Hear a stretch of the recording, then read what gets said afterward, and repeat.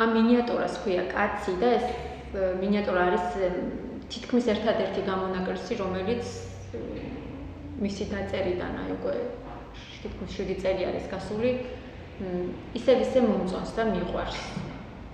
ერთადერთი უიშვიათესი გამონაკლისი არის და ამიტომაც გადავწყვიტე, რომ ეს მინიატურა ჩავწერო. თვითონ მინიატურა გუშინდელი დღესობით მახსოვს როგორ დაიწერა, დაახლოებით 9 საათში. არც კი დრო მქონდა სამსახურში, რადიოში ვმუშაობდი მაშინ, რადიომწვანე ტალღაში და ნიუსიდან ნიუსამდე, რომელიც 1 საათში ერთხელ გადიოდა, დრო მქონდა. იმიტომ რომ ნიუსები უკვე მომზადებული მქონდა და ამიცი ეხლაც რომ მკითხო რატო დავწერე და როგორ დავწერე, არ ვიცი. ვერ გიპასუხებთ. კაცი მინდა ვიყო და მინდა ერთად ვიბრძოდეთ ომში. შენი თანამოსანგრე მინდა ვიყო და მინდა თხრილში ერთად გვეყრებოდეს თავზე ბელტები.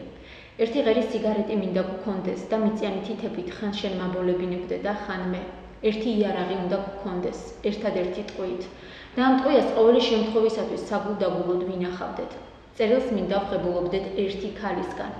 და მე ამ ქალს ცალ-ცალკე ვწერდეთ უხამს წერილებს და საერთოდ ზიარი საყვარელი მინდა გყავდეს. ერთ ღამეს შენთან ატარებდეს და მეორე ღამეს ჩემთან. მე შენზე მიყვებოდეს და შენ ჩემზე. საინტერესო იქნება სხვა ქალისგან მოყოლილი შენი ამბები და მე ამ ქალთან ერთად დილამდე, ქანცის გაწყვეტამდე ბრძოლა. ერთ დილასაც ყოველი შემთხვევისათვის შემონახულ ტყვიას გესწრი, დაგჭრი, არ მოგკლავ.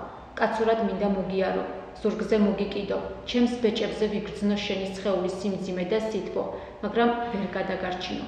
ბოლოს ძმაკაცურად მიგაბარო მიწას და ზიერ საყვარელს შენი უკანასკნელი სიტყვები გადავცე, უერთგულე ჩემს მეგობარსო. ნუ დამესიზმრები ღამ-ღამობით, ნურჩ ჩვენს საყვარელთან ნებივრობისას წამადგები თავზე აჩრდილად. რატომ გესროლე ყოველი შემთხვევისათვის საგულდაგულოდ შემონახული ტყვია? რა ვიცი, როგორც ქალს ისე მიყურებდი.